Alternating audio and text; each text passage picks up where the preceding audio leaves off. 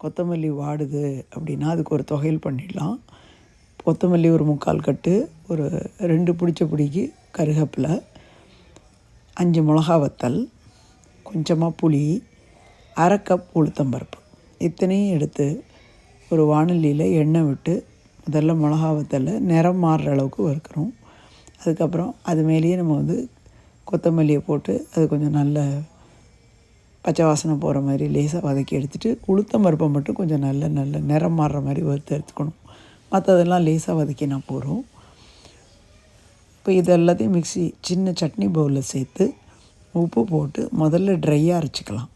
அதுக்கப்புறம் அதில் கொஞ்சம் தண்ணீர் சேர்த்து நம்ம ஒரு சுற்றி எடுத்தோம்னாக்கா அருமையான கொத்தமல்லி கருவேப்பிலை துவையல் தயார். இது தேங்காய் சேர்க்காதனால இன்னும் இது வெளியில் வச்சா கூட கெடாமல் இருக்கும். நீங்கள் இதை கண்டிப்பாக செய்து டேஸ்ட்